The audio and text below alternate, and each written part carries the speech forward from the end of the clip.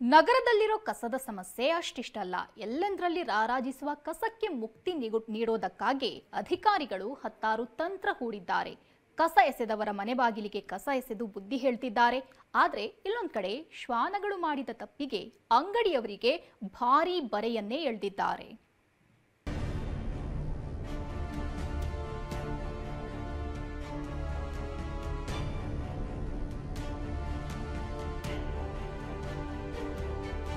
ಎಲ್ಲಂದರಲ್ಲಿ ಕಸ ಎಸೆಯುವಂತಿಲ್ಲ, ರಸ್ತೆ ಬದಿಯೂ ಸುರಿಯುವಂತಿಲ್ಲ.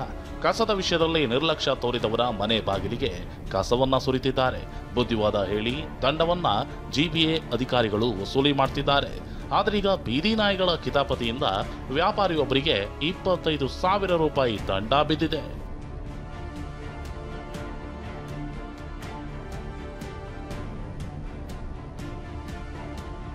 ವ್ಯಾಪಾರದ ಬಳಿಕ ಕಸ ಬೇರ್ಪಡಿಸಿ ಇರಿಸಿದ್ದ ಅಂಗಡಿಯವರು, ಕವರ್ ಕಿತ್ತು ಕಸ ಚೆಲ್ಲಿದ ಶ್ವಾನಗಳು, ಅಂಗಡಿಯವರಿಗೆ ದಂಡ.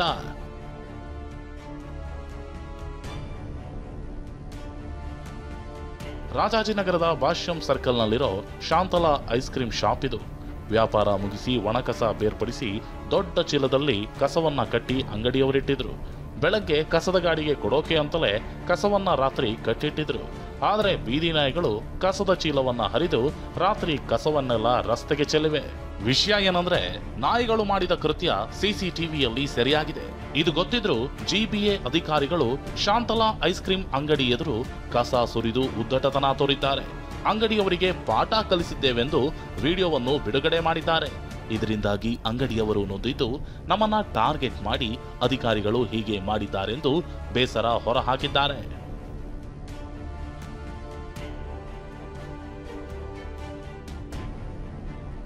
ಬೆಳಗ್ಗೆ ರಸ್ತೆಯಲ್ಲಿ ಕಸವೆಲ್ಲ ಚೆಲ್ಲಾಡಿದ್ದನ್ನ ಕಂಡ ಜಿಬಿಎ ಅಧಿಕಾರಿಗಳು ಅಂಗಡಿ ಮಾಲೀಕರಿಗೆ ಬರೋಬ್ಬರಿ 25,000 ರೂಪಾಯಿ ದಂಡ ವಿಧಿಸಿದ್ದಾರೆ. ನಾಯಿಗಳ ಕಿತಾಪತಿಗೆ ಅಂಗಡಿಯವರು ದಂಡ ಕಟ್ಟಿ ರಶೀದಿ ಪಡೆದಿದ್ದಾರೆ.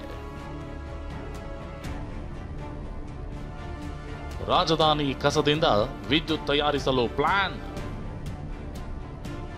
ಕಸದ ಸಮಸ್ಯೆಗೆ ಮುಕ್ತಿ ನೀಡಲು ಜಿಬಿಎ ಹೊಸ ಪ್ರಯೋಗ. ಇನ್ನು ಕೆಪಿಸಿಎಲ್ ಜೊತೆ ಸೇರಿ ಘನತ್ಯಾಜ್ಯದಿಂದ ವಿದ್ಯುತ್ ಉತ್ಪಾದನೆಗೆ ಜಿಬಿಎ ಹೊರಟಿದೆ. ಬಿಡದಿ ಬಳಿ ಈಗಾಗಲೇ ಘಟಕ ನಿರ್ಮಿಸಲಾಗಿದೆ. ನಿತ್ಯ ಇದರಲ್ಲಿ 600 ಟನ್ ತ್ಯಾಜ್ಯ ಬಳಸಿ ಸುಮಾರು 11 ಮೆಗಾವ್ಯಾಟ್ ವಿದ್ಯುತ್ ಉತ್ಪಾದಿಸುವ ಸಾಮರ್ಥ್ಯವಿದೆ. ಆದರೆ ಸದ್ಯ ಜಿಬಿಎಯಿಂದ 200 ಟನ್ ತ್ಯಾಜ್ಯ ಮಾತ್ರ ಪೂರೈಕೆ ಆಗ್ತಿದ್ದು, ಉಳಿದಿದ್ದೆಲ್ಲ ಡಂಪಿಂಗ್ ಯಾರ್ಡ್ಗೆ ಹೋಗ್ತಿದೆ. ಮುಂದಿನ ದಿನಗಳಲ್ಲಿ 500 ಟನ್ ಒಣಕಸ ಪೂರೈಸಲು ಗುರಿ ಹಾಕಿಕೊಂಡಿದ್ದು, ಜನರಿಗೂ ಒಣಕಸ ಹಸಿಕಸ ವಿಂಗಡಣೆ ಮಾಡಿಕೊಡುವಂತೆ ಅಧಿಕಾರಿಗಳು ಮನವಿ ಮಾಡಿದ್ದಾರೆ. ನಮ್ಮ ಬೆಂಗಳೂರು ಜನತೆ ಮತ್ತು ನಾವೆಲ್ಲ ಸೇರಿ ಒಟ್ಟಾರೆ ಬರ್ತಕ್ಕಂಥ ಕಸನ ಒಣ ಕಸ ಹಸಿ ಕಸ ಅಂತ ಸೆಗ್ರಿಗೇಟ್ ಬೇರ್ಪಡಿಸಿದ್ರೆ ಈ ಥರದ್ದು ಇನ್ನೂ 3 ಪ್ಲಾಂಟ್ ಮಾಡ್ಬೋದು. ಅಂತಂದರೆ ಸುಮಾರು 1 ಲಕ್ಷ ಮನೆಗಳಿಗೆ ನಾವು ವಿದ್ಯುತ್ತನ್ನು ಒದಗಿಸ್ಬೋದು.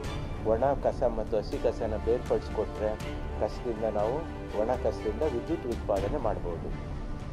ತ್ಯಾಜ್ಯದಿಂದ ವಿದ್ಯುತ್ ಉತ್ಪಾದಿಸುವ ಘಟಕ ಪರಿಸರ ಸ್ನೇಹಿಯಾಗಿದೆ. ಪರಿಸರಕ್ಕೆ ಹಾನಿಯಾಗದ ರೀತಿಯಲ್ಲಿ ಕಸವನ್ನ ಸುಟ್ಟು ವಿದ್ಯುತ್ ಉತ್ಪಾದಿಸುವ ಕೆಲಸ ಮಾಡುತ್ತಿದೆ. ಇನ್ನು ಇದರಿಂದ ಹೊರಬಂದ ಬೂದಿಯನ್ನ ರಸ್ತೆ ಗುಂಡಿಗಳಿಗೆ ಮುಚ್ಚಲು ಬಳಸುವ ನಿರೀಕ್ಷೆ ಇದೆ.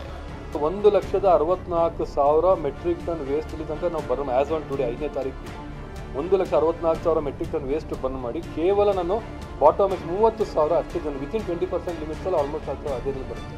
ಸೊ ನೀವು ಯೋಚನೆ ಮಾಡಿ 1,64,000 ಟನ್ನಿಗೆ ಎಷ್ಟು ನಿಮ್ಮ ಲ್ಯಾಂಡ್ ಏರಿಯಾ ಬೇಕಿತ್ತು ಅದನ್ನು ಹಾಕ್ಬೇಕಂದ್ರೆ.